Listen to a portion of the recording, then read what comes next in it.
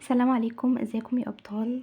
انا سلمى، وطبعا زي اي طالب او طالبه في تالتة ثانوي الكيمياء كانت عاملالي رعب.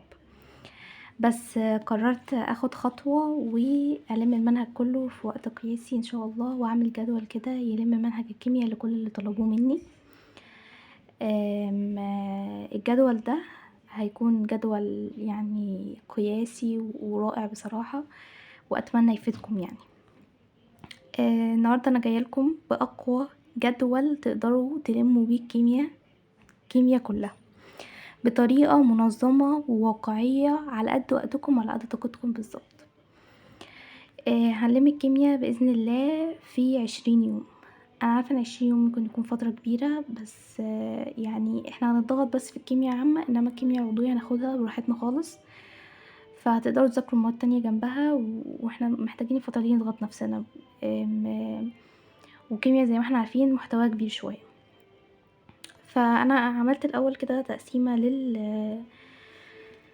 للابواب، وعندنا الباب الاول ب9 درجات، والباب التاني ب8 درجات، والباب التالت ب11 درجه، والرابع ب10 درجات، والخامس اللي هو باب الكيمياء العضويه ب22 درجه. فده اكبر باب عندنا، فده اكتر باب ههتم بيه وهسيبه يعني نذاكره درس بالتفصيل، ولان هو محتواه تقيل شويه.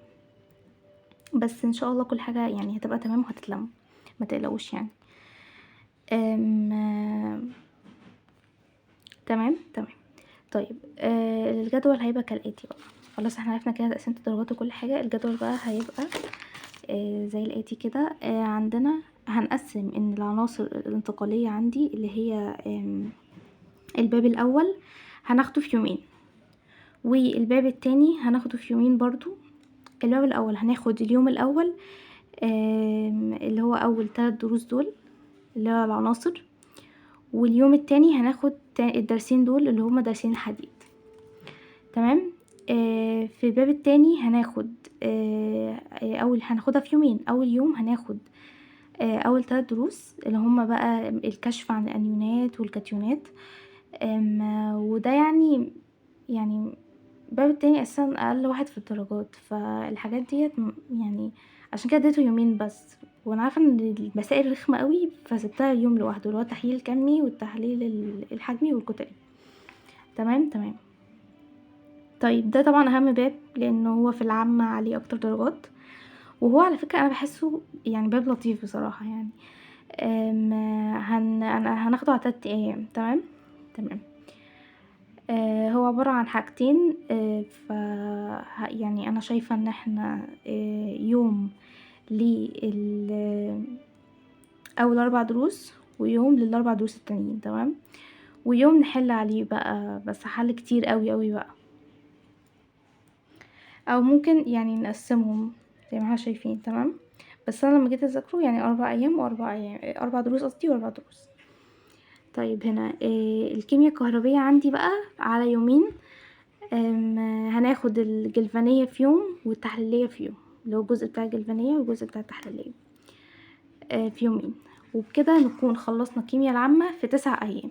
طيب الكيمياء العضوية بإذن الله تاخد معانا 11 يوم. هناخد اول درسين هناخدهم في يوم، وبعد كده كل يوم هناخد درس، كل يوم درس لحد ما نخلص ال12 درس بإذن الله. وبكده نكون ده افضل تقسيمة نقسمها للكيمياء. وكده هنكون لميناها في 20 يوم. اللي عايز الجدول مكتوب هنزله على جروب التليجرام بإذن الله، واللي عايز ينجح بجد يبدأ دلوقتي، واستني فيديوهات التحديات الجاية، واشتركوا لو لسه ما شفتوش تحدي الفيزياء بتاعنا ادخلوا شوفوه. انا عايزه اقول لكم ان انا اي حد مراكم اي حد قلقان ما يقلقش، انا هنزل بكره ان شاء الله فيديو هنلم فيه المنهج كله في 35 يوم بس ما عدا الفيزياء عشان احنا خلاص يعتبر خلصناه في التحدي. وانا معاكم لحد اللجنه باذن الله، وبالسلام بالتوفيق.